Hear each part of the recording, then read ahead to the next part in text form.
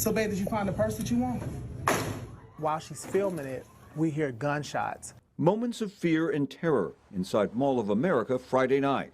That explosive sound was just like a boom, and then you heard screaming. This cell phone video recorded by Javante Patton, a North Minneapolis husband and father of 3 girls. He was preparing to tape a social media post inside the Gucci store in Nordstrom's when those shots rang out shortly after 8 p.m. My first mind is, if there's someone that is there to shoot as many people as possible, let me get these women to the back. And so we got in the back of the Gucci store, which is very secured. Like hundreds of other shoppers, Patton sheltered in place during a 1-hour lockdown. Police say it began with a fight among 9 people in the Nordstrom store. Then someone pulled out a gun and shot and killed a 19-year-old man. Yesterday was the first firearms related homicide in the history of the Mall of America. Bloomington Police Chief Booker Hodges says shortly before Saturday morning, police executed a search warrant and arrested 5 people, 2 18-year-old men and 3 17-year-old boys. The chief says one of the 18-year-olds is the suspected shooter. We are fairly confident that we do have the person who was responsible for murdering the victim in custody. We believe that this is some type of long-standing feud, that's been going on, but no one is cooperating with us right now. The chief says surveillance video is key evidence in this case. What was your reaction when you heard there was a fatal shooting? Oh my God, it's a tragedy, isn't it? Right before Christmas, it's horrible. Shoppers outside the mall voiced concerns for the victim's family and debated the idea of safety measures like metal detectors here. I'm a big proponent of the right to keep and bear arms, so as long as it doesn't infringe on that, I'd be happy with them. I feel that would be putting a Band-Aid on a deep wound. I don't think that will really do much. Meanwhile, Patton says he's thinking about that 19-year-old and his family. My prayers are with the family. They have to bury their child. So my prayers are with them, and my prayers are also with all of us. At a temperature of just more than 30 degrees, you don't have much time in the freezing water like this before things can take a turn for the worse. Fortunately, Hennepin County Sheriff's deputies were here ready to pull us out. It was also nice to have this on. Inside the Hennepin County Sheriff's Office's Water Patrol headquarters, deputies assured me this was a new water rescue suit and didn't have any holes. We're helping them find out during their cold water rescue training. We practice regularly, especially this time of year. Along the shore of Lake Minnetonka, Deputy Sheriff Matthias Weinerall says the ice isn't in great shape. The last couple of days, the rain and the warmer weather has definitely taken a toll on the ice. You can walk 5 feet from good ice and be almost on no ice. Their message is simple. The ice is never 100% safe. No matter how thick it is, the Sheriff's Office has the tools for a rescue, including this new Willcraft, built specifically for the Sheriff's Office.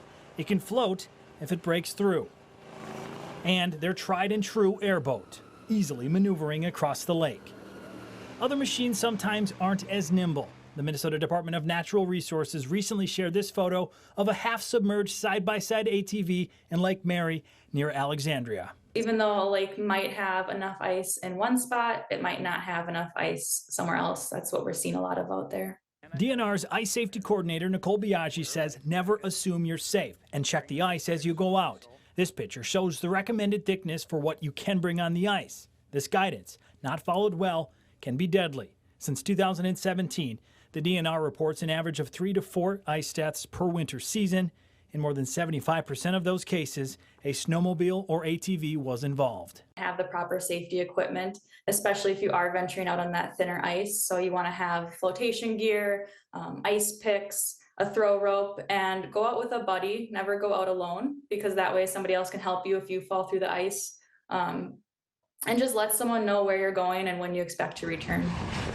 Back in the freezing waters of Tonka, Weinerall and his team did their thing. I'm going to put this over the top of your head, okay?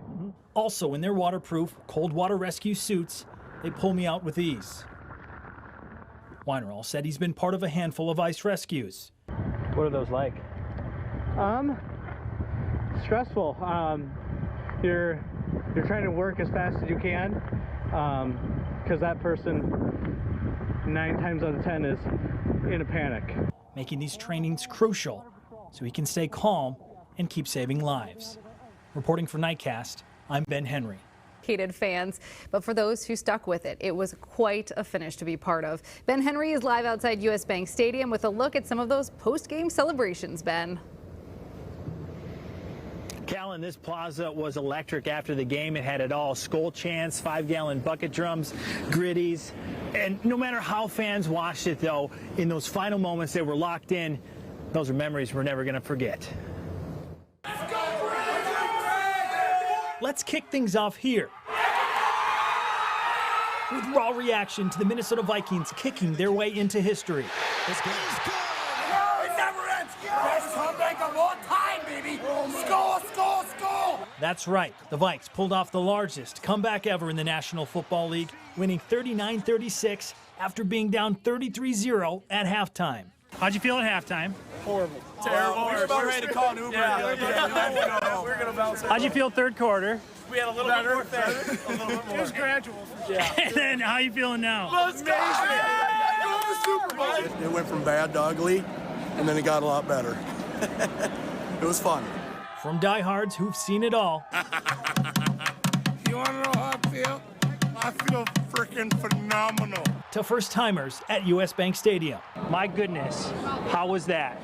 It was awesome. Best game in history. Best game in history. What do you think, bud? It was amazing, and today was our first game to be here, and it was a good experience. Woo! That day was crazy, boy. How you blow 33 points? Go! History, baby! Woo! Bye-bye, Colts. Bye-bye. How was that? Oh man, amazing. You know, it's something that's never been done before. 33-point comeback, just crazy. Nick Sharber and his son Robbie almost packed up and left in the third quarter. What'd you think? It was good. What was your favorite part? When they won. Vikings fans know it hasn't always been easy. And the kick is good. But this is what it's all about, being part of moments you'll never forget. How is that, knowing you're going to have this memory with them for so long? It's the best. Yeah, you can't. Memories last forever, and you can't replace that. You gotta love that. Champs. You know, the brewery we stopped at to capture those final moments, we spoke to a few people who left the game early. They were not happy about those decisions. They weren't alone. The crew that we had at the game said many people left when things were not looking good. Well, after this week, if you missed out on the magic, a week from today, the New York Giants will come to town, and I imagine the plaza will be rocking around the People's Stadium. Live in Minneapolis, Ben Henry, 5 Eyewitness News. Minnesota's film community is making. The ATF says the cause of the fire along Lindo Avenue South is still undetermined. But as we looked into the investigation of that fire, we learned something. The Minneapolis Police Department, which typically has 2 arson investigators, has been without them for 2.5 months. Police Chief Brian O'Hara tells R.J. Coles that it is tied to the larger problem of understaffing at MPD. The first of several fire calls went out early Saturday morning, December 3rd. Someone seen smoke billowing out of the building coming from the 2nd floor of a 4-story building. And it started to move fast. Flames are coming from the 2nd floor. A vacant building, but people inside seeking shelter were quickly in danger. To make sure we have an ambulance coming to the scene here. And let's start a second ambulance as well. I've had a report from interior crews that they hear someone yelling for help. Minneapolis Fire says one person jumped from the 2nd floor, sustaining minor injuries, and the search for others came up empty. 30 federal investigators from the ATF took over the investigation because of its size and scope. What you're saying is it's such a big investigation in terms of the heavy lifting. Right. You have the resources right now to do that better than local and state. Absolutely. That's what the team is designed for, the National Response Team. That's what they do from city to city. There could be victims in there that we don't know about, and that's why you're here too? Yeah, we sure hope not. And we haven't come across any yet, and we pray that we don't, but that's a possibility as well. ATF Special Agent in Charge William McCrary says state arson investigators asked for assistance because if it is arson, it could be a federal crime. Property being involved in interstate commerce is what gives the federal agency its authority to investigate this. As I was asking about the ATF investigation, I found out the Minneapolis Police Department wasn't able to help very much because its 2 arson investigator positions have sat empty since the end of September. Those investigators are responsible for looking into suspicious house fires like this one, or the fires at the historic John Stevens House Museum, then determining whether a crime has been committed. Over the last 2.5 months, MPD says there were 29 potential arson cases referred by the fire department. Police Chief Brian O'Hara tells me the high number of officers leaving the department is partly to blame for those positions sitting open. We have fewer members available, obviously overall, which means we have fewer members available for 911 response. We have fewer members available for investigations. And Chief O'Hara tells me after I asked him about the arson vacancies last week, he immediately filled one of those positions. This is something that I've been in touch with the fire chief here. We've been in conversations with, and it is important, obviously, that we address this through other means than, like everything else here, that we find other ways to address the issues we had in the past. Now, this is how it works. Minneapolis Fire has its own team of arson investigators, but they only determine cause and origin of the fire. If it's suspected arson, Minneapolis police investigate because they can do search warrants, make arrests, and forward information to the county attorney for prosecution. But for 2.5 months, those potential arson cases could not be addressed by MPD. Now they can. Despite the gap, Chief O'Hara says they are not behind schedule and the cases will be finished in a timely manner, Paul. Okay, in position. Jay Coles, thank you. Of course, this is old school. Scott Prost is passionate about movies. It's part of the purpose of them is to take you away and get away from your problems or whatever you're worried about. Probably a good thing, since he's the proud owner of 50,000 DVDs, even some VHS tapes here and there. This place is almost like a museum of home video, of the history of movies on disc. Prost says this center of cinema is the last video rental store in the Twin Cities. He calls it Video Universe. Open since 1986, it's easy to see why. This is a phenomenal collection, and I think it's a young person's game, for somebody to do with. I think something could be done with it if you had the passion for it. Prost is speaking about the future in the past tense, because after decades of collecting, buying, and selling, he's decided to close up shop next May. We're sad to see it happen. We know it's coming for a long time because of all the streaming and everything. Steve and Sue Ferkingstead are longtime customers. It's been part of our life. We've lived in Robbinsdale for 30 years now, and so we've been coming here ever since Blockbuster closed, I think. Prost says streaming, especially during the pandemic, hit him pretty hard, but he says he's also ready for retirement. You get to a point where in your upper 60s and it's time to not be tethered down to something nonstop. And that's the way it's been. We've been open all holidays, weekends. We're here New Year's Eve. Some customers say they're not happy to see the end of all this. It's kind of sad because what if you want to see something and it's not on a particular streaming, or you don't get that particular streaming platform? Video stores would possibly have whatever you want to watch. Prost says he'd like to find a buyer, somebody to take over, maybe even start a kind of movie museum. To think that this is all going away is very sad, and I would like to see it all protected or saved somehow. Are you going to miss it?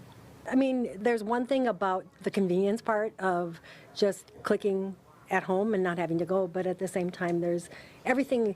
I think life's an experience, and those are some of the experiences that we'll miss. It's a place of healing. Sadly, wars are improving prosthetic care. Since last July, the Protest Foundation, an Oakdale nonprofit, has helped 31 Ukrainians who've suffered limb loss injuries during the fighting with Russian forces. The unwavering support that we've been receiving since the start of the war is very much appreciated. The foundation supplies prosthetics at no cost to soldiers and civilians. The nonprofit flies amputees to Minnesota, then provides fittings and adjustments over the course of several weeks. All this is just amazing. Like yesterday, I had here 5 clinicians that were helping to get these soldiers fitted. Very impressive. On Saturday, Senator Amy Klobuchar came to see for herself. In the toughest of times, we have to stand with them. Klobuchar's visit follows a White House announcement providing $3.75 billion in weapons and other aid for Ukraine. That includes Bradley armored vehicles equipped with tank-destroying missiles. So there's our own national security interest in continuing to supply the Ukrainians with the best weapons in the world, but also the interest of a democracy and standing with a people that seem to have no end to their courage. How old are you? Among those Klobuchar met here was Artem Zimbal, a member of Ukraine's National Guard, who lost part of his left leg during a missile attack last August. We heard his story with the help of a translator. The rubble buried me in the bunker, and I basically laid there for over 8 hours, trapped and crushed by the rubble. My leg was crushed for so long, and for such a long time, they had to amputate it. Zimbal says he hopes to go back to Ukraine soon, but it's unlikely he'll serve on the front lines again. Here are these men who clearly have suffered something that no one can imagine at age 21, losing a leg and part of a foot, or losing an arm and a leg, and yet they want to go back to their country. Yakov Gradinar, the foundation's chief medical officer, says he's planning to open a service center in western Ukraine next month to check on those they've fitted in the past year. He says he's grateful his team has been able to help. For us, it's a big blessing that we have that knowledge, that capabilities of doing knowledge that we can fit state-of-art, good quality prosthetic care providing here. Ben Henry is near the source of the break as we work to find out how wide the effect of this break stretches, Ben.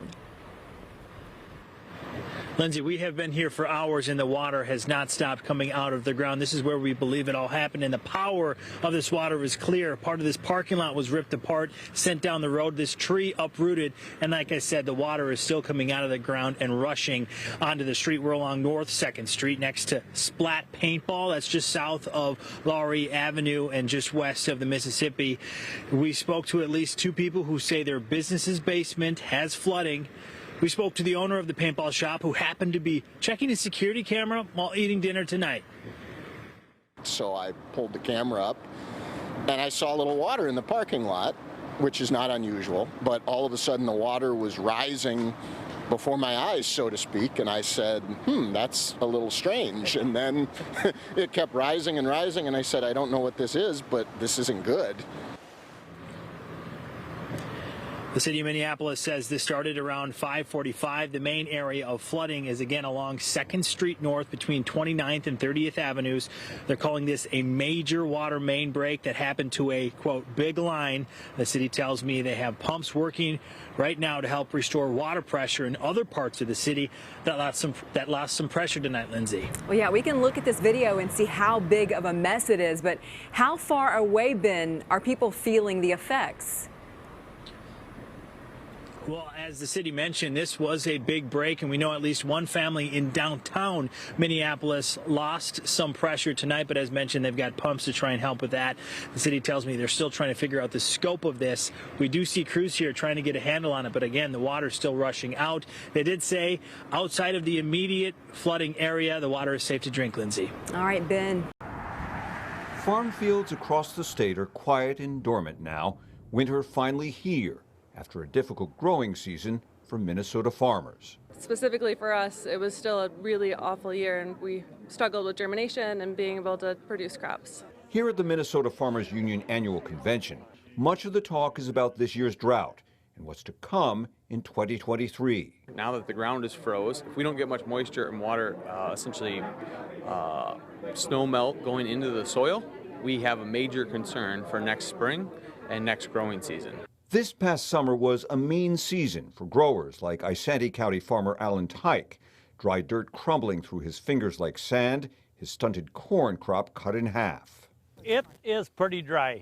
June and July each saw slightly more than an inch of rain, far less than the normal 4+ inches falling during those months. We had to upgrade our well pump because we were only able to generate about 6 gallons per minute. Betsy Wentz, who runs a farm in Goodhue County, says the rain patterns could be very frustrating. We live in a valley, and for some reason we would watch the rain go on one side of us, within a few miles, and the other side of us, but our farm specifically was very affected. Earlier this year, Governor Walz signed into law an $8.1 million drought grant program as part of a larger ag relief package. Matt Kruger, who has beef cows and grows corn and oats, applied and received about $3,100. Me as a livestock producer, I have some beef cows. It helped supplement the hay I had to buy for my beef operation. Now Walz is talking about making the drought relief program permanent. And I think it makes sense to us, as we address climate change, to start thinking about permanent funds. The governor isn't talking about how large the fund will be, but he says the state's budget surplus makes the timing good.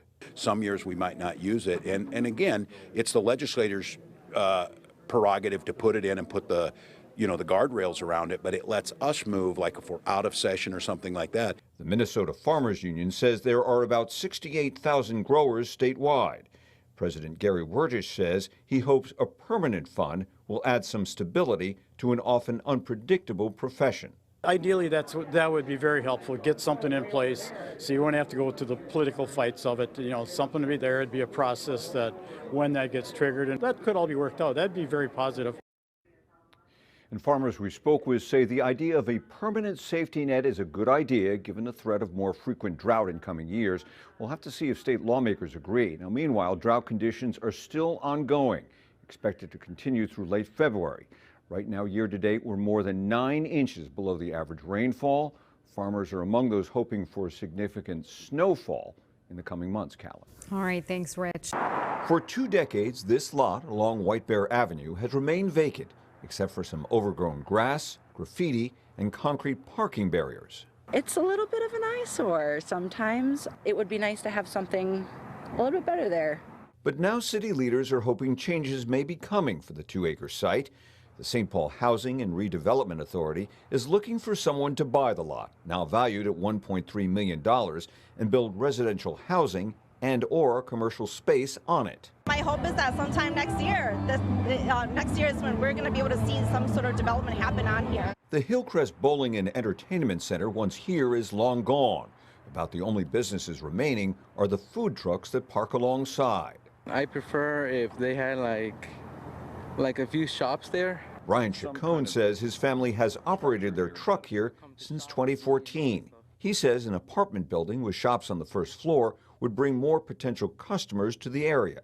I think if they decided to do just apartments, I feel like not gonna have opportunity for small businesses that use this lot like us or other food trucks, so we like to have other shops. The city says as many as 19,000 cars drive along White Bear Avenue every day. A little bit of a food desert. Stephanie Henderson, prepping for the holidays, says the neighborhood badly needs a full-fledged food store. What would you like to see there? A grocery store would be really nice, I think. A proper one like we have the bodega down there and we have the couple dollar stores, but we don't have a real grocery store within walking distance. Councilmember Nelsie Yang says she hopes any mixed-use proposals will include affordable housing and places to eat or buy food. A place for community people, community members to be able to come together, have meetings, have a place to play, and for it to be closing the food desert gap that we have seen on White Bear Avenue for a very long time. Right now, these are just ideas, but Shauna Bising, who lives just behind the lot, says she has hope. Affordable housing, everybody's equal opportunity, I feel, for everybody. Businesses, people have an income to make, and I think that anything in this community would thrive in having an empty lot. You could call this a Minnetonka hockey miracle. It's a different level. Hockey here better than Ukraine. More fun here. Playing goalie for the Minnetonka Junior Gold Blue team is 15-year-old Maxim Cherevatenko, simply Max to his friends. He is happy to play hockey. He's doing great in school. His English is getting really good. He's got a lot of friends. Max's journey here from his hometown, Kharkiv in Ukraine, began 4 years ago. During a skating exchange program, he stayed as a guest with the Hess family at their Minnetonka home. Max and 15-year-old Tyler Hess became fast friends, and stayed in touch. We housed Maxime 2 or 3 summers in a row, and that's how we got to know him. Then in February, Russian forces invaded Ukraine. The two boys exchanged Snapchat messages about the fighting. Is it scary at night? Yeah, I will sleep on the floor. It's dangerous? Yeah. Is it bad now? Yes. I texted him asking how he was doing, and he actually sent me a video, and in the video there was some tanks and some stuff, so then I knew it was really bad. So bad that Max's mother, Lilia, sent an urgent note to the Hesses. Would they be willing to take in their son to get him out of harm's way? Mom reached out, said, hey, the boys are talking, any way we could send Max to you, because it's really bad here. So that's kind of where my wife and I and our family talked about it and said, yeah, let's do it. Send Max over. Max, just 14 at the time, took a 24-hour bus ride to Poland and then a long international flight. Arriving in Minnesota in March, he's now a sophomore at Minnetonka Senior High School, adjusting the best he can. You look in his eyes and you can just see that where he's been, and I know he misses his family. He misses his dad, he misses his mom, his little sister. The Hess family took him in, and now we're his hockey family, and so we're going to be there for him. The Hesses stay in touch with Max's family. Lilia thanking them for taking care of their son, posting a message, wonderful people with kind hearts. But the war is a hard and dangerous truth that continues. We get a lot of messages where there's no electricity, no heat, no water. Their home got bombed, windows were busted out, they had to leave 3 hours away from their home. Max says he talks to his family every day, but for now, he's found a new home and perhaps some hope. It's hard to be without family here. I'm glad I'm here. I have Tyler, and we're like best friends, and he helped me a lot. And perhaps a life lesson these teens will remember on and off the ice. Happy they reached out to us and trusted us, so it's been a great experience. Really good for our kids, and to see that, you know, how to help someone in need and at a young age, so I think it's been great for them too. And by all accounts, Max is adjusting well. At this point, his stay here is open-ended. Coach Woodley says the 15-year-old is playing competitively, skating with boys 3 years older than him. He says the Minnetonka varsity hockey coach is taking notice. Woodley left us with this final thought about him and his players. We're all about winning, he says, but our coaches, we really like to teach them about life, Brittany. Learning about life on the ice, Richard. It's a meeting of hockey heroes. It's not about how much you give, it's just how you give. Giving here at the Coon Rapids Ice Center. It's going to be fun. Hopefully it's not too cold. At this charity hockey game in free skate, U.S. military veterans, former NHL stars, and Blue Ox Junior League players I think it's awesome. Hitting the ice for a good cause. We want to raise awareness for post-traumatic stress for our U.S. military veterans and their families. The organizer of this event is Jay Garstecki, the founder of the Operation Healing Heroes Foundation. All the money that we raise tonight is going to go towards the treatment of post-traumatic stress in our veterans and their family members. Garstecki started the Illinois nonprofit in 2015, taking veterans on fishing trips as a way to battle PTSD. Moving to Minnesota, he wants to do the same thing for vets with hockey, starting with this event. For the military, all that they go through, sacrifice, not only themselves, but their families. Lending a hand here is hockey legend Neil Broughton. The Minnesota North Stars player, with a gold medal from the 1980 Olympics, says the game he loves can make a difference for vets. Kind of takes them away from whatever stress they're feeling or whatever they went through, and they get to play with some pretty good players, have fun out there, and just enjoy the night. Among those hitting the ice is U.S. Army veteran Dan Jarvis. I struggled with post-traumatic stress for quite a long time. With more than 2 decades in the military, with his service dog Maze with him, Jarvis says he does peer counseling for other veterans. So it's events like this where veterans can actually come together and start getting reconnected with that community.